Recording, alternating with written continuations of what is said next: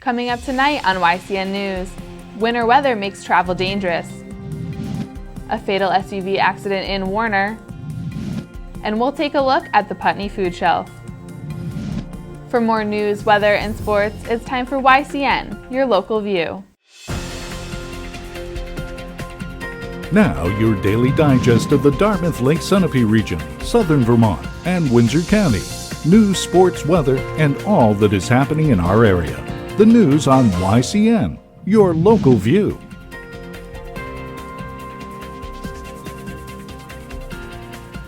Good evening, and welcome to this Wednesday edition of YCN News. I'm Erin McClory. We begin tonight's broadcast with a reminder from New Hampshire Governor Maggie Hassan to drive safely tonight and tomorrow.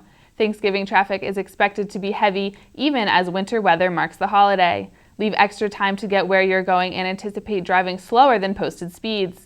Keep vehicle fuel tanks at least half full and do not tailgate, especially in snowy road conditions. Already there has been one fatal accident in central New Hampshire. State police are withholding the identity of a driver of an older model SUV that went off the road that was found fully engulfed by flames today at 7 a.m. And an early investigation by police shows the driver was headed north on I-89 when the SUV went off the left side of the road. The accident happened just south of exit 9. A car struck a granite rock formation in the median, rolled over, and caught fire. Two people working at a nearby business heard the crash, rushed to the car, and pulled the driver from the burning SUV. The driver was pronounced dead at the scene, say police. Anyone with information pertaining to this incident is encouraged to contact Trooper Shack at the Concord Barracks at 603-271-3636. Two adults are in custody by state police charged with attempted prostitution of a minor. 33-year-old William Shine and 41-year-old Julie Shine, both of Franklin, New Hampshire, were arrested at 6 p.m. yesterday evening. The Shines remain in police custody. They are being held at the Merrimack County House of Correction on $100,000 cash bail, say police. They are scheduled to be arraigned today in Concord District Court on that Class B felony plus another felony charge. Police are also charging the Shines with conspiracy to commit aggravated felonious sexual assault. Anyone with information pertinent to this ongoing investigation is asked to contact Sergeant Frederick Lulka at the Concord Barracks. The number is 603-271-1162. Turning to Vermont news, a 29-year-old Wethersfield man is charged by police with alleged trafficking heroin and violating his probation. Joshua Martin also is charged by police with a misdemeanor possession of bath salts. Martin was arrested on Monday around 7 p.m. after police stopped the car in which he was riding on I-91 near Guilford for a traffic violation. In their search, police learned Martin's probation condition did not allow him to leave the state of Vermont. The drugs were found in a search of Martin's body. In all, 400 bags of heroin plus the bath salts. The weight of the heroin raised the charge to a felony and the more serious charge of drug trafficking. Martin is being held in the Southern State Correctional Facility in Springfield. A regional hospital is installing a new biofuel heating system. Valley Regional Hospital spokesman Rolf Olson tells the Eagle Times the energy-efficient heating system is expected to be installed in spring of 2015. Olson tells the newspaper that biofuel model will reduce the hospital's greenhouse emissions by 85%.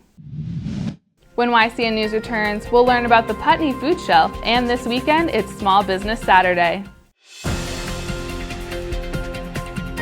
The YCN News continues in a moment.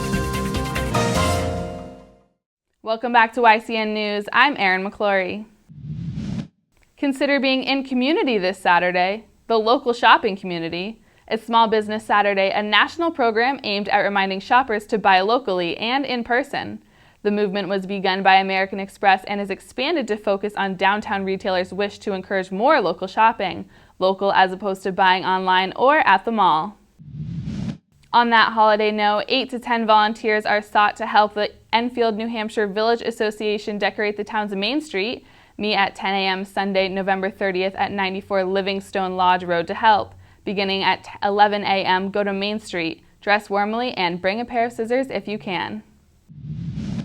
The holiday season also means remembering people in our region who need a hand up. The Putney Food Shelf in Vermont continues to serve people in the community in many ways. YCN's Dan Carbonera brings us our next story. To follow our theme of giving this month, YCU News decided to go to the Putney Food Shelf in Putney, Vermont. Is the need for food supplies this year different than other years? We have about 40 families shopping weekly. So about weekly, we're going through easily 500, 600 pounds of food a week. We have some limits on what people can take from the shelves. We ask that they take what they need for a week, what they can use, one of each item. And then when it comes to the fresh produce, we really push that.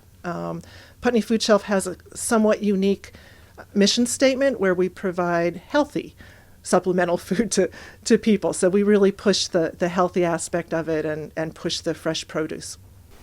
Is there an ongoing goal with the donations? Right now is Project Feed the Thousands, which kicked off, I think, November 15th. And throughout Windham County, they are looking for can donations, dollar donations, supporting all of the different food shelves. I think there's a list on their website. And their goal this year is $100,000. What makes the Putney Food Shelf different? Well, Putney is a pretty special community, and we are really well supported by everybody. The schools, the school kids run can drives. People grow extra rows in their gardens for us. We have farmers donating. Just about everybody. We have people who have chickens. They donate eggs. People through the Vermont Food Bank go and volunteer hours doing the gleaning program, where they're going into fields that have already been harvested, and they're gleaning taking up all the extra stuff that didn't get picked up, and that's available to the food shelf through the Vermont Food Bank. What food items are practical for donations? So a lot of people don't know how to give, and some people think giving is just going through your cupboards and taking all the out-of-date food that you no longer want. And I always tell people, if you're not going to eat it, don't donate it, because again, we're trying to serve healthy food for people. If it's out of date, we're just going to have to throw it away. The types of foods that we're always suggesting for people are the basics and with protein. So tuna fish, peanut butter, spaghetti sauce, beans, soups, all of those types of things. And those are non-perishable, so they're easy to give. Can donations be cash donations, and how is that done? So the Project Feed the Thousands, you can go to their website and you can donate. You can donate online. I think there's also an address where you can mail checks. And the Project Feed the Thousands has, I think, 7 or 8 different food pantries. So you can actually select which food pantry you want to receive your donation, or it can just go to the general fund. Where in Putney can people donate? Here in Putney, I think the one is at the River Credit Union. There's I've seen boxes at Hannaford's. They're all over the place. Where is the Putney Food Shelf, and what hours do you operate? The Putney Food Shelf is located at 10 Christian Square. We're in the Putney Community Center building. If you drive just past the community center and turn right, the door that we use and have a donation bin at is that side door on the handicap ramp. For anyone needing food, we're open Tuesday nights 6 to 7 and Saturday mornings 9 to 10. And for people donating food, we ask that you not come when we're open, because we have so many people waiting in line. It gets pretty crazy. So we ask people to drop off donations half an hour before, or they can give us a call. Putney Family Services generously allows us to use their phone number, so 802-387-2120, and they get us messages. Thank you to everyone at the Putney Food Shelf for their outreach. When YCN News returns, we'll join Kearsarge Chronicles' Lynn Solomon, who spoke with Sarah Cave from Gourmet Garden. The YCN News continues in a moment. Welcome back to YCN News. I'm Erin McClory. Let's join Matt McDonald for a look at weather and sports. Thanks, Erin. Prepare for tonight and be careful driving, as we'll have heavy snow at times, bringing between 3 and 7 inches. Tomorrow on Thanksgiving Day, we'll have a 40% chance of snow with a high near 32 degrees. Thursday night, we'll have mostly cloudy skies with a low around 18 degrees. Friday, we'll have partly sunny skies with highs near 33 degrees. Friday night, we'll have mostly cloudy skies with a low around 16 degrees. And now let's take a look at our community calendar. If you're not too busy with Thanksgiving plans, stop by the Lebanon Canned Food Drive with your donations at 75 Bank Street in Lebanon. The program runs from 9 a.m. to 10 a.m. Remember, you can submit local events from your community by sending them to news@ycnnow.com.